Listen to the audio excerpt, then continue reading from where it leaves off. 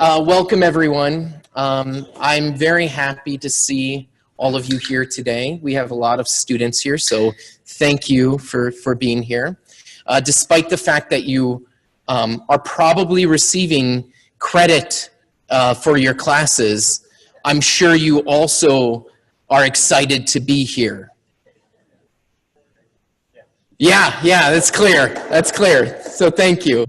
And thank you to all our friends, our alumni, the faculty here, whatever your relationship is with us, thank you. And for those of you online, we are thanking you as well. We have people from all over the United States joining us today, so thank you for joining us online as well.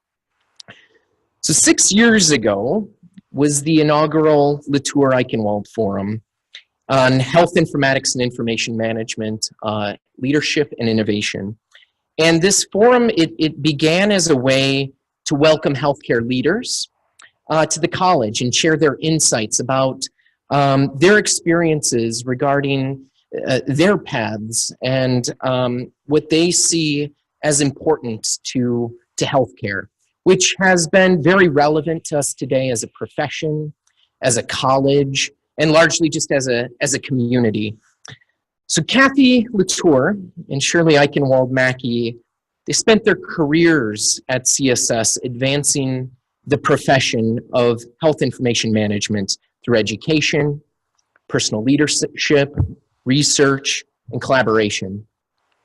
They took HIIM to the next level and they're recognized as pioneers. And to note some of their notable achievements, so they single-handedly developed the first accredited MS-HIM program in the country. They wrote the textbook on HIM, with the 6th edition actually being prepared currently as we speak, in the capable hands, still here at CSS, of Pamela Oakes and Amy Waters. And they ultimately developed the HIIM department here at the College of St. Scholastica as the most recognized and respected program in the profession. So we owe them a round of applause for those contributions.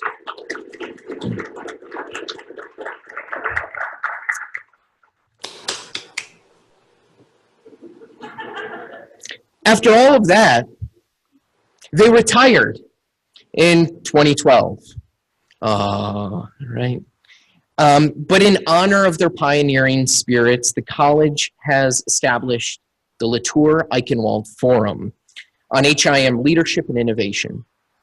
So our guests today embody those leadership qualities and innovative approaches that Kathy LaTour and Shirley Eichenwald Mackey have always demonstrated. And I would like to take the time to just recognize Kathy and Shirley. Kathy, if you please stand. Shirley, unfortunately, she's unable to be with us here today. I'm told she may be joining us virtually. So as we give a round of applause, let's make it loud enough where Shirley can hear us online as well.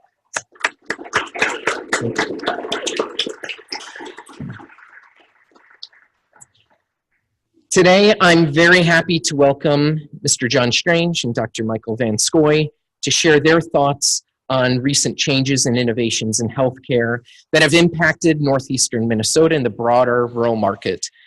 John Strange is president and CEO of St. Luke's, a healthcare system serving northern Minnesota and northwestern Wisconsin. He came to St. Luke's in 1992 as chief financial officer and vice president of finance, and in 1995 became interim president CEO for 1 year before taking the permanent position. As St. Luke's president CEO, Mr. Strange leads a highly qualified, dedicated workforce in delivering healthcare with St. Luke's hallmark of compassionate care of each patient. Mr. Strange leads us with St. Luke's mission always in mind, the patient above all else. Dr. Michael Van Scoy is an internist at Essentia Health, certified in hospice and palliative care medicine, and a certified medical director in the American Board of Post-Acute and Long-Term Care Medicine. He serves as medical director for several ACO programs, including dual eligible Medicare Advantage, Medicare Shared Savings, State of Minnesota Medicaid, and commercial programs. Areas of interest include risk stratification, innovative clinical models, pharmacy care management, documentation and coding, and post-acute management. So today, we're going to format the forum where each guest will share about 15 minutes of their perspective regarding leadership and innovation in rural healthcare. Following that, we will have the opportunity for about 30 minutes or so to engage our guests in meaningful discussion on this topic. So we'll begin by hearing remarks by Dr. Van Scoy, followed by Mr. Strange, and let's begin by giving our guests a warm welcome.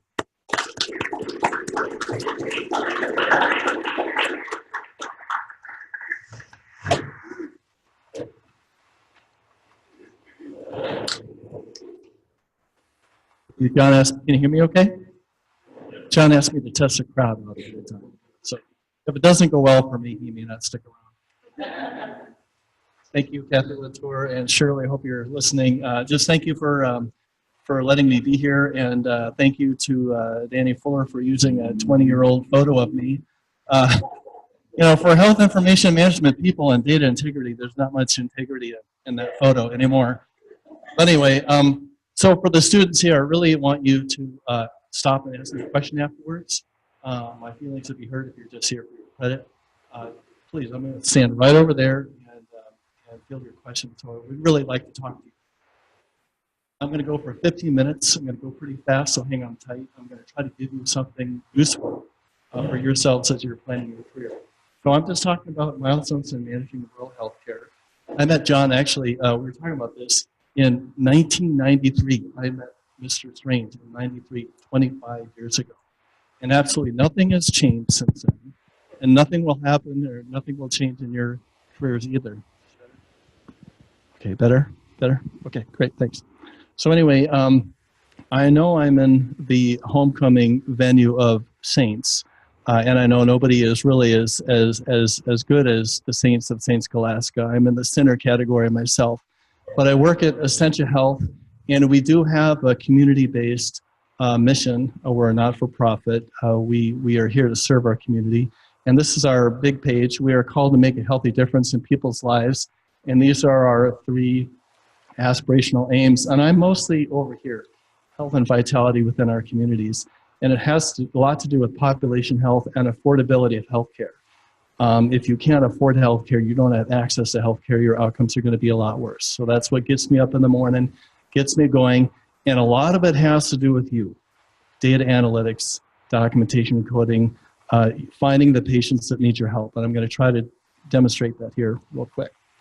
Okay, so what's different about healthcare? I think, Danny, you gave me instructions no more than 3 things, right? 3? So I got 3 here. Essentia Health is in value-based contracts. I'll tell you what that means in a little bit.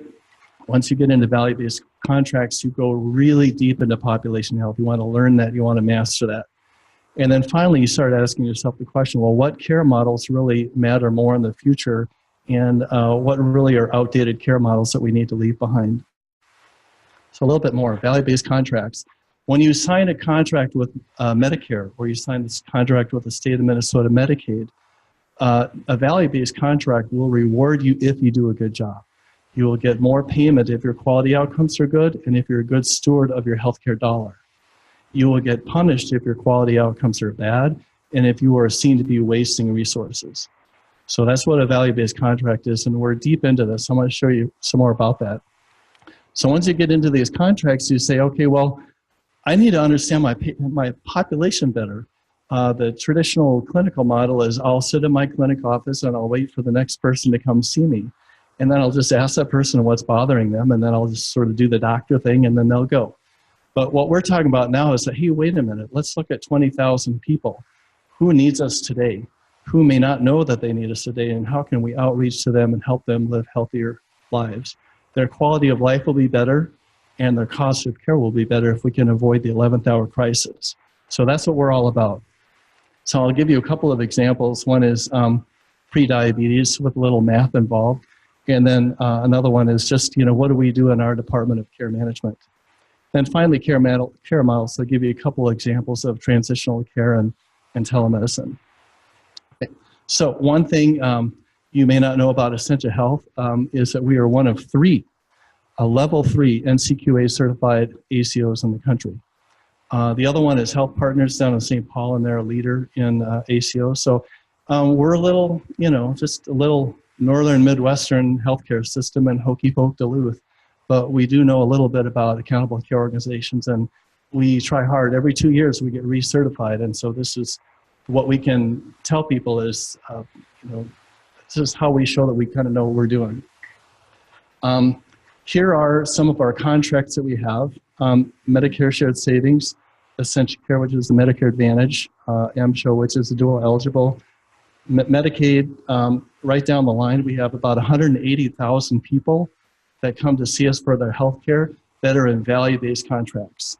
So we have 250,000 that call us their primary medical home, and 180 out of 250,000 are in the contract where we get punished if we do a bad job and we get rewarded if we do a good job. So that's what it means to be accountable, as opposed to the old way of doing things where, if I do a good job or a bad job, I still get a charge of fee for service at the point of a clinic encounter or a hospital admission. So instead of being fee for service, we're way over to value. So this is just sort of my world, and it's going to be probably your world too when you leave St. Scholastica. So once you're in a value-based contract, you start asking yourself different questions, instead of asking yourself, well, what antibiotic should I use for strep throat? I mean, you kind of need to know that too. You're like to say, well, what do I want? Do I want a full hospital bed or do I want an empty hospital bed? If you're running a hospital and you're charging for each admission, you want a full hospital bed. You want a full hospital.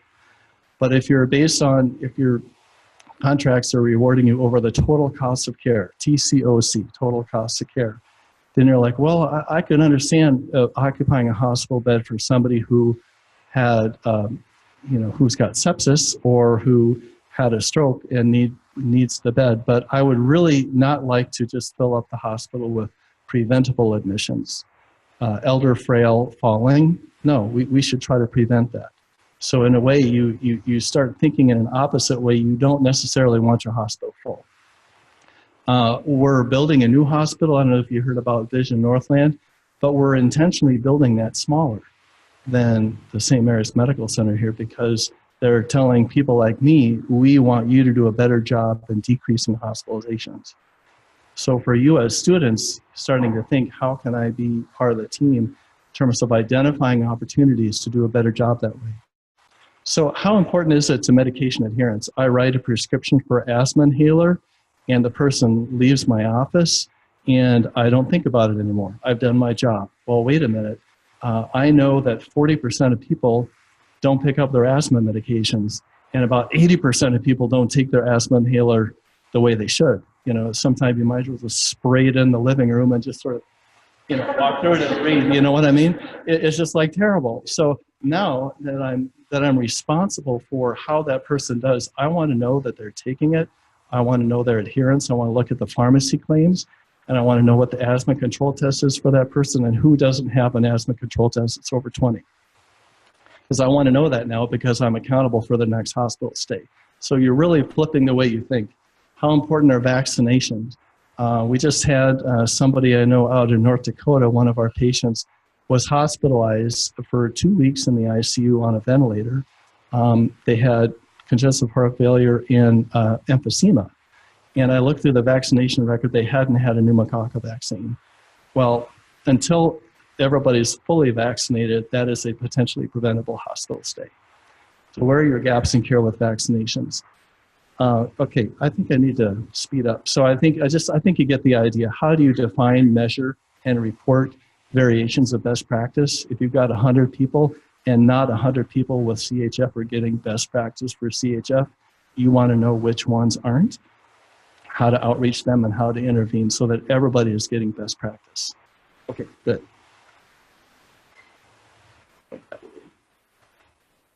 Good. So am I good here? Yeah. Prediabetes. Let me give an example. We have a population of 20,000 people in one of our value-based contracts, and we know that 5% of them have diabetes. The benchmark population, like a comparable population would have 4%. of diabetes. So we have 1% more than the benchmark population, which means we have more people with diabetes than we should have, like the average American population. So you're like, oh, that's no big deal, 1%. Well, what's 1% out of 20,000? Come on. 200. Okay, what's the average annual cost of diabetes compared to if you didn't have diabetes? Come on. $8,000, right? Okay, so what's the one number times the other number? 1.6 million. Good. I think I heard somebody say that. Okay. So now we've got an issue. We've got an affordability issue. Okay. And I'm going to take that 1.6 million. Let's say it's a college at St. Scholastica. I'm going to say, hey, Kathy, you know, I'm just going to have to increase premiums for St. Scholastica because we're short 1.6 million. So everybody can pony up on that. Or I can say that for everybody with diabetes, there's 4 people with prediabetes in America. And we need to know who those people are, find them, because we do have a Center for Disease Control program that reduces your risk of developing diabetes if you go through this program and complete it. You see, we're population health now, where you want to find the people, intervene, and help them live healthier lives so that they don't get diabetes and your cost of care goes down. So that's sort of like the accountable care sort of mission. So this is where you all can come in. You can help us find these people. We found them. Okay, this is where they live. And you can kind of run through the electronic healthcare record, Ryan, you know, sort of get in there and say, okay, who's got a hemoglobin A1C between 5.7 and 6.4? You know, who had a history of gestational diabetes? You know, who's got a BMI of 27 or greater? You kind of get into all the glucose tolerance tests. All that stuff's in the electronic record. You can find them. You know, and then you have to find these great nurses that are experts in motivational interviewing and care management to, you know, interact with these folks and understand what is their motivation for learning more about their condition and getting better. So this is what we do. Okay, this is another thing. This is where we use technology to guide our work. Kind of busy, isn't it? Okay, you see up here, 41,000 folks. This is the state of Minnesota Medicaid. And this is how we do our work every day. We want to know which are the high-risk, high-cost people, which are the rising risk, who needs our help that day. Let's say you're an RN and you're a great RN, and you have a chance to make 10 interventions every day. Wouldn't you want to make an intervention on the 10 people that needed you instead of just sort of guessing out of those 40,000 who needs your help that day? So we use risk stratification and some pharmacy and some quality gaps to help us make that. So instead of like, you know, if you can ring the bell and make a difference in 1 out of 10 people, that's great. But what if you could, you know, have your 10 interventions that they make a difference in 6 people's lives? Then this technology helps improve our efficiency for helping people. Okay, am I doing okay here? Busy slide. Okay, this is like just a wow factor. You don't need to understand any of it.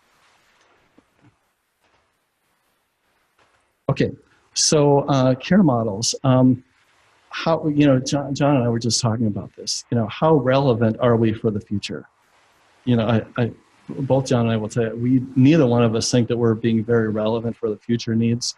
Like, are we, you know, am I just sitting in my clinic waiting for a millennial to come see me? You know, they're not going to come see me. You know, they're going to want to interact with me with their smartphone, you know. So what are we doing in terms of virtual medicine? You know, if you can just have one face-to-face visit every year or two, that young, healthy person is just going to want to take care of their healthcare needs in another way. So we've started a virtual medicine service, and in the first 4 months of operation, we've had 1,000 visits through virtual medicine. Just kind of go through algorithms, and one of our virtual medicine teams will interact with you and work on what you need. And then our elders in transition, again, if we just sort of sit in the clinic and wait for somebody who just moved from their house to assisted living, went from assisted living to the hospital to the skilled nursing facility back to assisted living again, we're going to miss all that. You know, we can't, you know, look at their high risk meds. We can't look at their fall risk. We can't look at their nutrition. We have to find a way of getting them. So we've actually started video visits to skilled nursing facilities. And in 2019, something that's really exciting to me, and I I don't know. I don't see anybody really too excited about it yet, but it'll be available in assisted living too in 2019. So that's where more elders are living. So we want to just kind of move our care technology to where the patients are. It's kind of fun. I actually did it myself. I had a 100-year-old person, literally 100-year-old, and you're never too old to try something new, right? So, the nurse wheeled me, I was on a computer screen, into her room, and she was like, who is this guy? It's kind of like the old Captain Kirk Star Trek, that big screen. But it's nice because you have a screen like this, and when the family member's there, you can share the chest x-ray, you can share the medications, you can share the labs, what the cardiologist wrote. You can do all that with the nurse and with the patient and with the family member. Everybody's on the same page. So anyway, we're trying to boost up our technology because in rural Minnesota, that's, you just can't drive to every person that needs your help. You can have a half-hour clinic visit all day long, but each half hour you're videoing into a different facility. So that's the way to sort of win in a rural healthcare environment, and it's fun. It's a lot of fun. Okay, so I think that's all I wanted to share. I need to make time for John here. Just one last thing. Where are we falling down? This is 8 a.m. to 10 p.m. This is in the day, and these are all of our emergency departments. We really have a problem with ED visits, don't we, John? I mean, we are just way high on ED. It's been a part of our culture, but these are almost all of them are preventable. You see these like pink ones here? Those are low acuity, viruses like bronchitis, ears, sinus. They don't need to go to the emergency department. Average cost of an ED visit, $2,000. You don't need that. And then these yellow ones here are low acuity injuries, sprains, not life-threatening fractures. They're just, bruises, cuts, sprains. You don't need to go to the emergency department for those. So what alternative models can we have to prevent the high cost of care that we give in ED? So anyway, we're working on our care models. We need to get better on that. Okay, so for you, you're going to be on the team, right? You're going to be the future. I'm not the future. You're the future. And it really doesn't matter what skill set you develop. If you're at St. Scholastica, you're going to be a curious person. You're going to want to master what your knowledge base is, and you want to be of service. I mean, that's just the feel I get from St. Scholastica, and I've been here for 24 years. It's a great place. But so whatever you learn here, whatever your degree is, you're going to be on the team in one way or another. So who I know, we've got people on our team that, we've got contract negotiators, we've got legal people, we've got data analysts, we've got documentation and coding, we have RNs, we've got everybody on the team. We need them all to be curious, to try to find out, what's working, what's not. Definitely have to be a team player. You got to check your ego at the door and be together as a team. You have to be values driven. You have to really feel like you want to make a difference, not just make a check. And then also interested in data analytics and technology applications. John's, I think, going to tell you about the wearables and the technology apps that are coming down the way. And you just, you just have to find an interest in that and see how you can apply that and make people's lives better. And then please take care of yourself. You have to have a good capacity of change. Change is stressful. And this is the unsolicited advice you're going to get from me here today. But take care of yourself. Change is stressful. I've gone through major changes through my career, and it's not easy. And you will too. There'll be times of instability, but just do the things that you need to take care of yourself. Nutrition, exercise, keep learning, keep working, save your money, all that stuff. Because, in the 25 years since I first met John, somebody has moved my cheese in a major way, many times, and it's going to happen to you too. So if you do all these things, I think there's going to be a place for you. Thank you.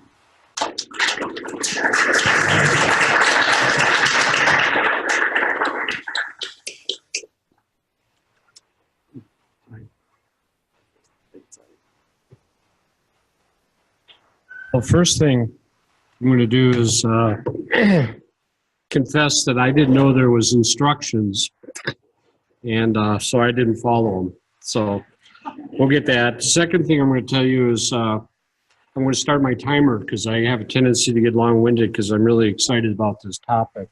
And last but not least is I forgot I'm on call. So if I get beeped, I'll have to leave. I forgot about that. when you sign up for a job, find out if you're on call. If you're on call, look for another job. Okay, so we're going to start this already. So did you point at any particular place? Oh, okay.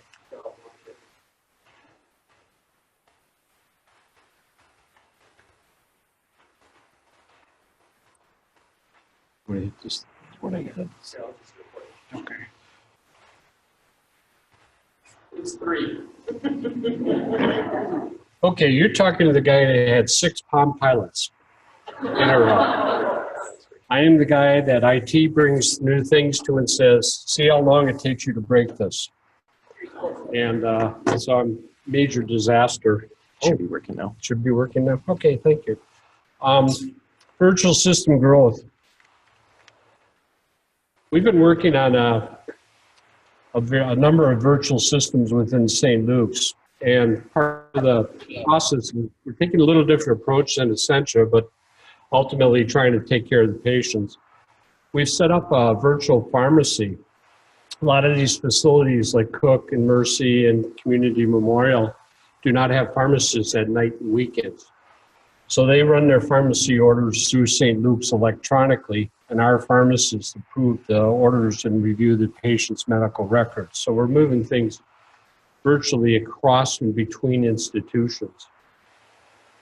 In addition, we've developed an ACO, much like Essentia. Essentia's is kind of a closed ACO within their system. We chose to do it a little differently in that we went to the regional hospitals and asked them if they'd be willing to join us in developing an ACO. And it's a virtual ACO between all the facilities. There are 4 different types of ownerships within this ACO, and the contract to do this took a lot of time and legal work. But we put a system together, and we're working with the state of Minnesota on Medicaid lives, and we've discovered a lot. And we continue to work on we have a commercial product now, and we're starting a Medicare ACO, similar to what Essentia is doing, but working with independent facilities throughout the region. One of the things we discovered with the ACO was there was an assumption that inpatient care would be the highest, and in reality, it doesn't work. We found that inpatient was third. Where we're really seeing the impact of the cost is in pharmacy, and that's been really an eye-opener for us. Excuse me. Part of what we also found that this is the Medicaid population in a 5-county area up in northern Minnesota. Some of the things we found is that 25% of the females of childbearing age are on an opioid. We also found a lot of prescriptions where people were getting prescriptions from different facilities. And we had one lady that had 52 ER visits in a year, but 5 here, 5 here, 5 here, 5 here. And so we went to her, as Dr. Scoy said, about improving her health. We immediately figured out she was a drug seeker, and she left us and went to Essentia. The part that's bad about this is we can't tell Essentia because of HIPAA. They'll have to catch her. We had another lady that had 92 ER visits in a year. She was in the ER every 4 days. Care coordinators got with her. We found out basically she was homeless. Once we could get her established in some kind of housing, her visits dropped off, and I don't think she's been in the ER for 3 months now. And we can make a difference in people's life by working together and sharing. We've also taken a little different approach too on outreach to the region. This is our 2 lists of where we send specialists. We send the specialists to these communities so they can see the people in the community. So if our neurosurgeon goes to International Falls, that means that 15, 20 patients don't have to drive to Duluth to see the neurosurgeon. The clinics with the asterisks on them are virtual. Those are telemedicine. And we go to a large number of facilities, about 67 points of contact in the region, sending specialists out to seek the patients and to work with them where they live. Now, I'm going to transition a little bit in that the role of a CEO. And I was a happy CFO when they made me a CEO. I didn't want to be a CEO, but they insisted, so I did it. And by the way, it wasn't permanent. I'm going to retire next year. And they're on their own. But, pardon? It's part of a CEO role is we have current operations, and our department directors and managers handle current operations. Our senior team handles current operations in 1 to 3 years out. My job is to be 3+ years out. I need to be thinking 3 years down the road. And what's going to happen? What changes do I see coming? Where should we be growing? Where should we be moving? And I had a chance earlier this week to go to Nova, which is a trade show set up in Medical Alley. It was one of the best experiences of my life. It was the first one they put on. There was 1,000 people there. Most of them are new ventures in healthcare, venture capitalists, marketing people, and 5 hospital people out of 1,000. And I got the offer through the Minnesota Hospital Association. It was phenomenal, and I'd love to share some of the stuff that I see and some other things that I've come across in the last couple of years. What we're seeing in current and future trends is generations, consumerism, technical explosion, and competition. And what this all adds up to is disruption. We are seeing disruption in the marketplace like we have never seen before, and it's going to pick up speed, and you are the guys that are going to make it happen. And I think you're going to deliver better care to the patients. I really believe it. We have the generations. We have the traditionalists, there's about 75 million. The baby boomers, which I happen to be one, 80 million. Gen X, 60 million. Nobody knows what to do with Gen X. Millenniums, that's some of you, at 82 million. And Gen Z, which is a number of you. And there's 72 million. What I call the MZs add up to about 154 million people. You are the predominant part of healthcare. You're coming up and you're changing healthcare rapidly and profoundly.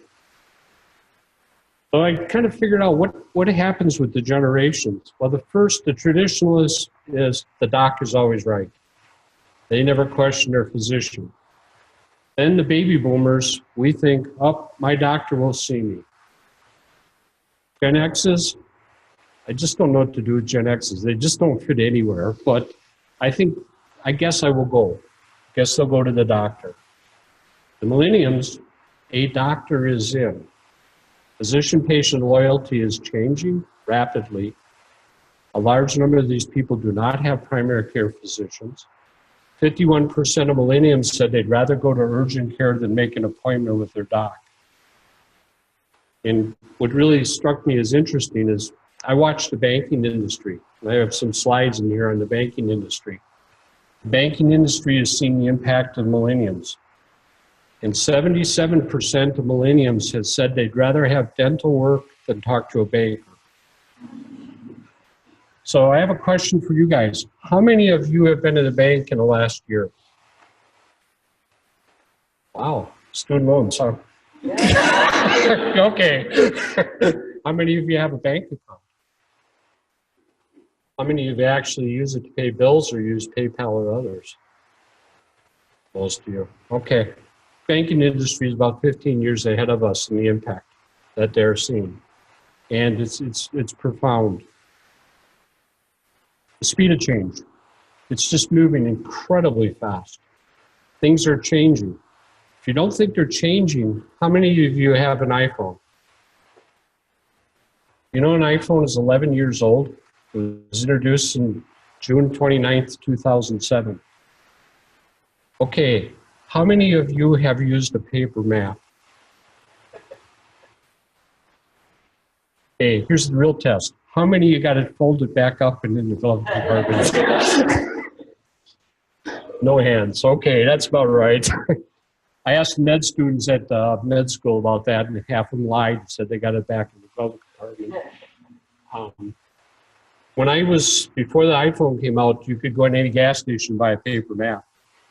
You can't find them now. Try and find an alarm clock. Try and find a camera. 11 years. Think of those industries and the change that those industries have seen. This is banks. Banks open branches. The green, I think it's green. I can't see all the colors, so I'm assuming that's green. Somebody told me it was. The green are the number of bank branches that were opened. All of a sudden in 2007, banks started realizing that, which was happened to be when the iPhone opened up, they started closing branches. The red is the negative, or the ones that they've closed. Banks are closing branches because nobody comes anymore, because you're doing it all virtually. You're doing it on your phones and your iPads. This is banks. What they're also seeing in the banking industry is consolidations. The red lines are single banks, banks that are all by themselves, a small bank. And the yellow are the consolidated banks, or ones that have bought up. As you can see, the industry is consolidated dramatically. That's taking place in healthcare right now. Bigger and bigger systems. Doubling time of medical knowledge. From 1900 to 1950, we saw about 150 years, we saw medical information double. 1950, it took 50 years. 1960, it took 10 years. 2010, it takes 3.5 years for medical information to double. You know what it is, will be in 2020? Any guesses? 72 days. That means that the average student in 2020 will have 20 times more information when they finish than when they started school.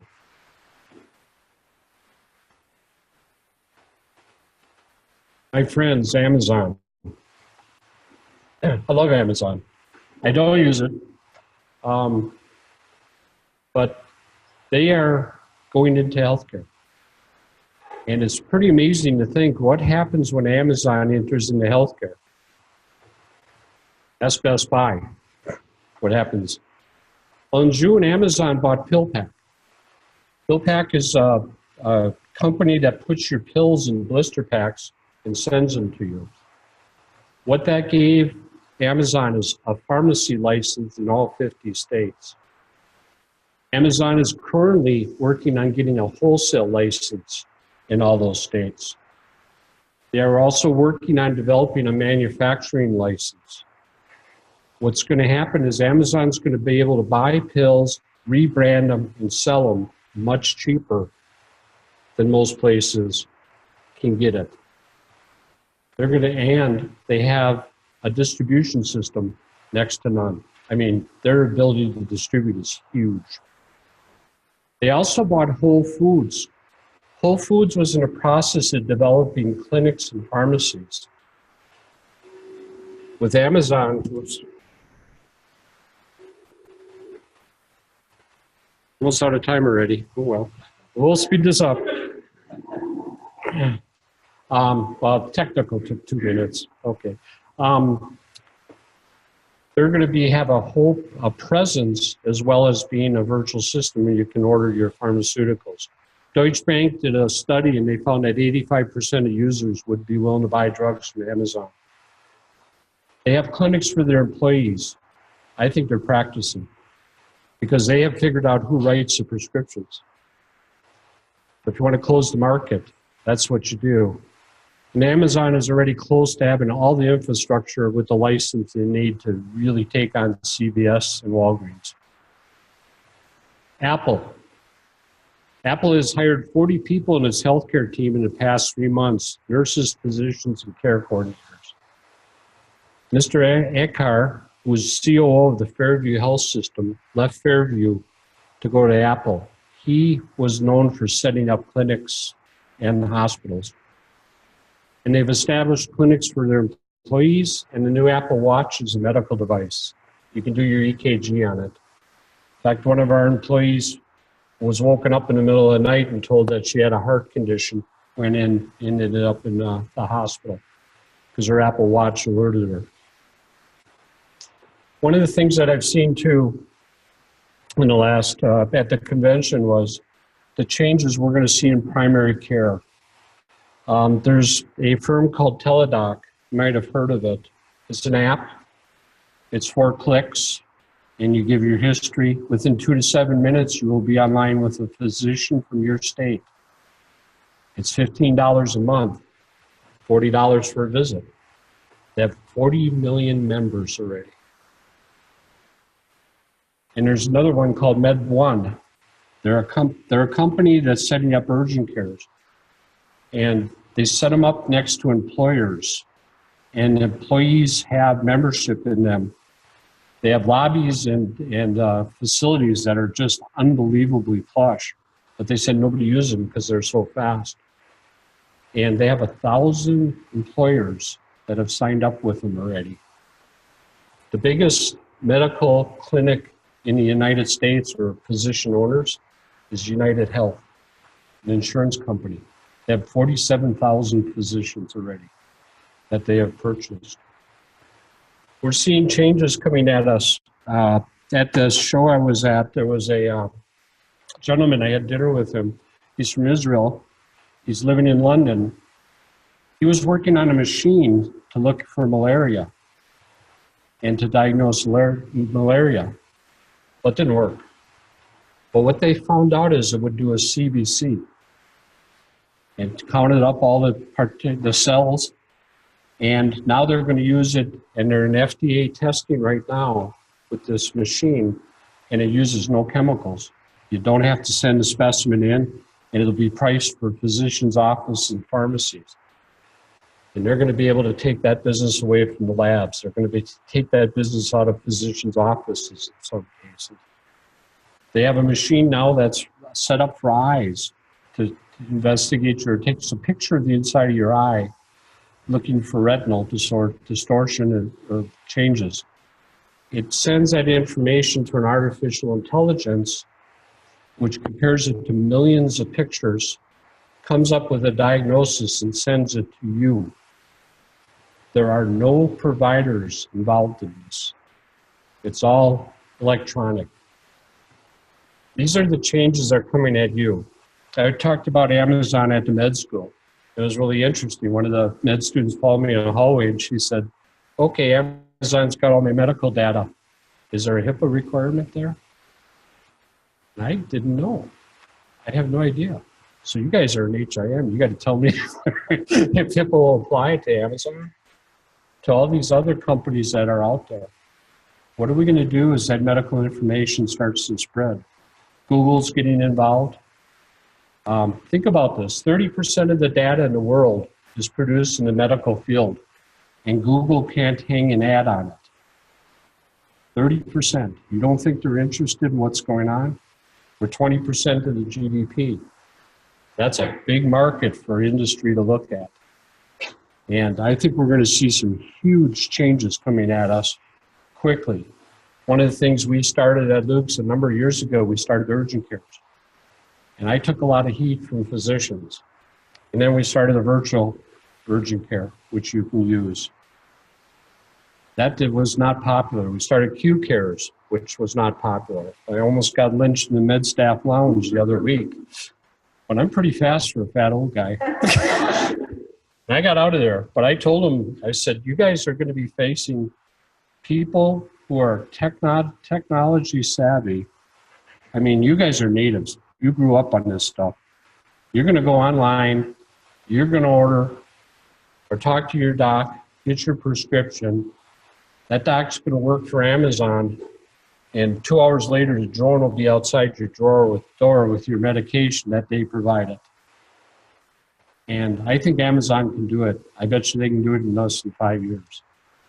And how we deliver healthcare is going to be changing radically.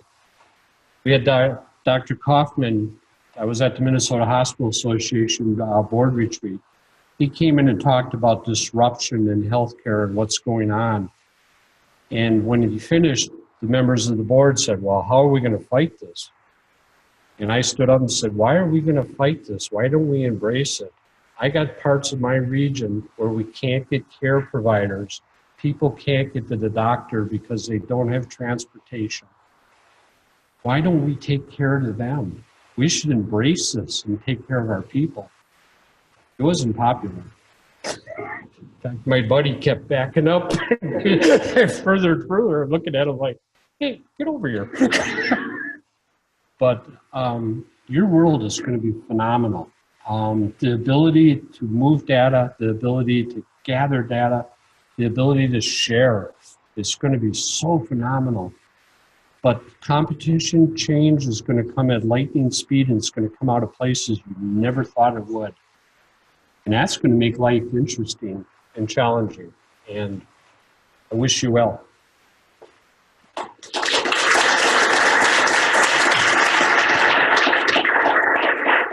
Okay, so we do have time for some questions. So why don't we take questions from the audience? If they do come online as well, Dan, let me know.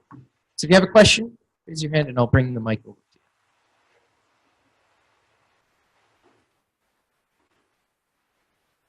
you. One question is for you, doctor. So Essentia Duluth, is that a trauma 1 hospital? So would all of the upper respiratory and just like non-essential injuries that like spread the resources that you guys would direct in other places? That's a great question. Think about the concepts of like the right patient with the right treatment at the right place with the right resources. And that's not a good use of a level 1 trauma center. Both John and I struggle with the EMTALA rule, but I think that some health systems have figured it out well, where EMTALA just requires that when a patient comes to the nurse triage, that they get an assessment from the RN. And then if they're deemed to have a level 1 trauma need or a serious need, they can then go to the ED, but there's not a legal obligation to take somebody with a low acuity respiratory illness to go to the ED. That having been said, there's a patient expectation and a satisfaction issue. And so if you say, you know, it looks like you've got no fever and some sinus pain, why don't you go to the kiosk over there and key into our virtual medicine service or to John's virtual medicine service? Then, you know, there's this cultural expectation that, you know, if I go to the ED, it's going to validate my concerns that I'm really sick. You know, I'm going to get that stroke, you know, I mean, not medical stroke, but I'm going to get those strokes that I need to sort of validate that I feel sick today. So culturally, we need to change, but you're right. I would love to be able to triage that and get, you know, and if you're out of the level 1 trauma center, you can have somebody that can talk to you more about just your health, how to avoid the next sinus, how to treat yourself, and it might be more meaningful that way. Good question. Other questions?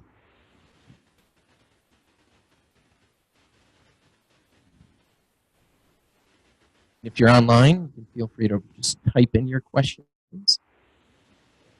Hi, this question is for John. With just the increase of Amazon being a part of the prescription distribution, how do you see that affecting issues with drug abuse and our opioid epidemic? Do you think it'll be easier or more difficult for people to wrongfully get those prescriptions? Go ahead. Thanks. Opioids, we've been working with Essentia on developing protocols around prescription writing from physicians and providers. And we're both working together to try and lower the number of prescriptions that are given out. That's had some unintended consequences. That we've seen the prescription drugs reduced on the street because we're not giving out as many. But the other side is that we've seen a real increase in the heroin and cocaine overdoses. And that's because heroin and cocaine are extremely cheap they're cheaper than buying prescription drugs. So we've seen a real switch over to the heroin and cocaine, which has been really difficult for our ERs and our staff. We're also seeing a lot of patients with right side heart infections because of IV drug use. And I was on call one weekend and the ICU was packed, and we had 5 of those infections in our ICU. They were all drug users that had become infected. We have to put 1-to-1 sitters on them because they have a port, and a port's the ideal thing to shoot up in, and they will take off, go back to their habits, start shooting up again, and end up right back where we started. And it's sad to watch the cycle. And but we're hoping that we can work on this opioid issue and try and start to at least get the prescription side of it down. How we deal with what's on the street and being sold, that's a whole other issue. I have a question for you now. Let's say that we've got a virtual medicine visit or teledoc, and we know there's a recent article this week that patients are more satisfied when they get an antibiotic than when they don't. So you have to swipe your card and, or enter a payment for $40, and you might have sinusitis. You have an expectation of an antibiotic. But we know that more than 90% of sinusitis cases should not be treated with an antibiotic. And we have now an epidemic of carbapenem-resistant infections that may have no cure. And one of the ways that we prevent those is to restrict antibiotic use for when they're most needed. So if you're a business and you want your 5-star consumer ratings, do you prescribe the antibiotic or do you not?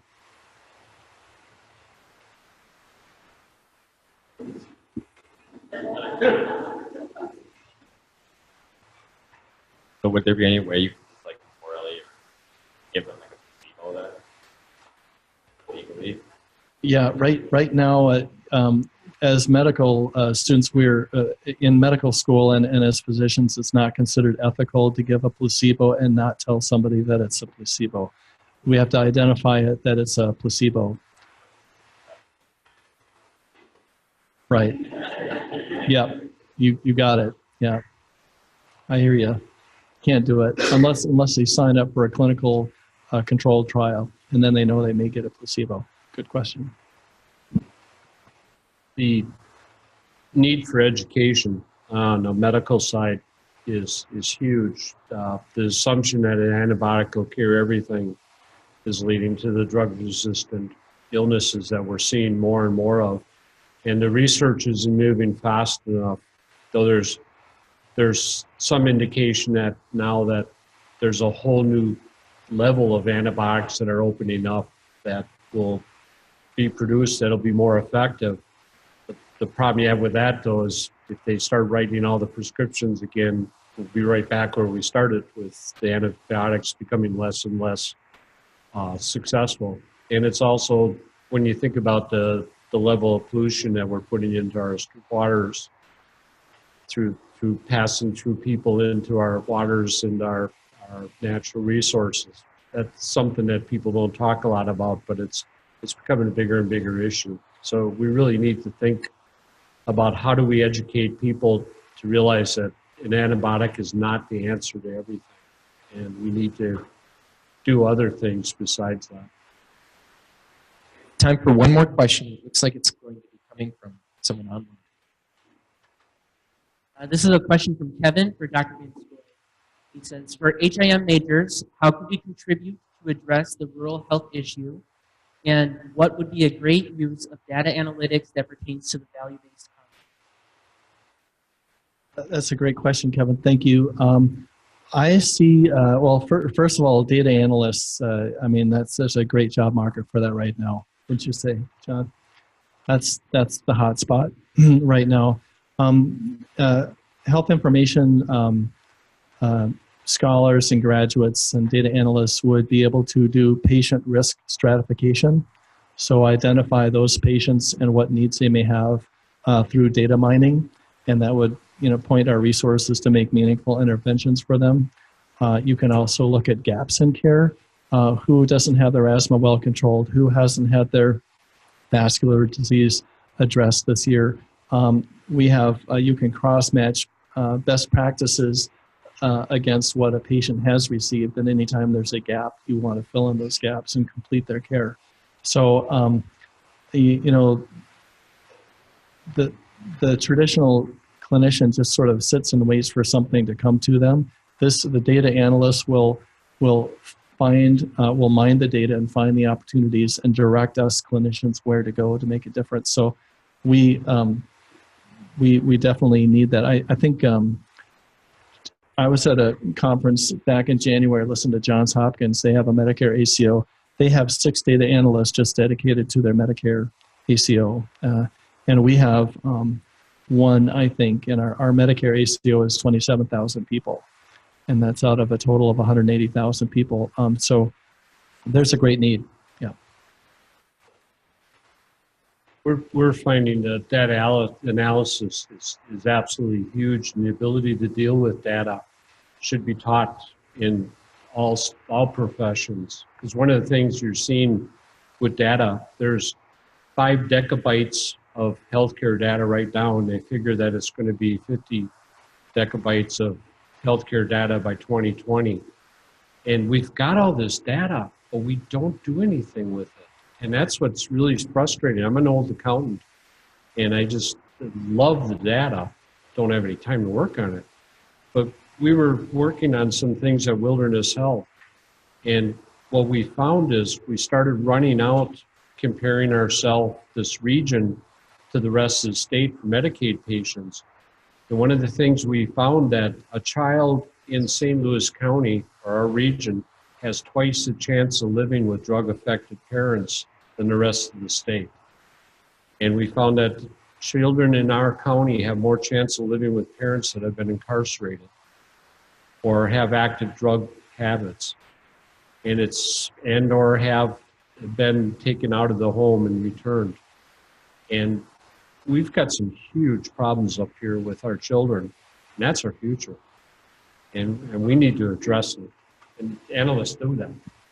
I want to piggyback on John's comment. He's got this conversation rolling here. That's a great example. So I'm a data analyst. I just get a job at St. Luke's. And isn't your data analyst from Alaska? Yeah, he's from Alaska. Anyway, so less sunshine there than around here. That's why he's here. He moved south. Okay, so John's got a data analyst from Alaska. I met him a few months ago. And you're Kevin, and you're the new data analyst. And John's like, look, we have this huge problem where, and this is where a saint from St. Scholastica comes. You are really called to make a difference in the future, which is these little kids coming up. So if you're a data analyst and you've got data to mine, wouldn't you like to program any positive pregnancy tests and cross-match it with opiate dependency, major depression, bipolar, cocaine, alcohol, malnutrition, or no-show rates in the clinic? Let's say that there's a positive pregnancy test and there's a young woman who has no-showed 3 times in the past. Okay, so you can be a data analyst and say, flag this and say, John, I think out of 100 pregnancy tests that are positive for the first time this week, out of 80 are looking good. These 20, I'm going to consider them high risk, and we need a prenatal program for the high-risk moms. And don't wait for that child to show up with an opiate withdrawal syndrome in your neonatal ICU. Contact that mom, see what her housing is like. I mean, that's what both John and I would like to do. I mean, those kids and the young parents that are at risk, they would really benefit from that data analyst help. We're trying to, with the ACOs, one of the benefits I've really seen from the ACO is making a difference in individuals' lives. And we sometimes don't get to do that on the hospital and the clinic side. But as we've gotten into the analytics and we've taken a responsibility for these people, we also have taken a responsibility to try and make a difference in their life. And that's been really kind of rewarding, is when you see people that there is a change, they are getting better, or they're not utilizing the system as much because they've improved their social situation because they feel better. That's what makes the big difference in what you do. And data analytics is kind of one of those people say, oh, you're a data analytic person? Okay, you must be a lot of fun at parties. And I am a data analytics person. Yeah, but you know, it's how we can make a difference. And we have these huge amounts of data, but we really, as healthcare providers, don't have the time to look at it. And that's what we need is people and time to take this stuff apart, to figure out where the problems are, to figure out how we can help. I think this is a perfect segue because now, first of all, let's thank Dr. Van Scoy and Mr. Strange for sharing their perspective and insights with us. Thank you. And now, as the data analyst, we do like to party. So we have beverages in the back, and also we have food available. We have a reception until 7:30, so please help yourself. For those of you online, thank you for joining us this evening. And unfortunately, we won't be shipping you the food to you, so enjoy something on and welcome us in this community event. So thank you, everyone, for being here.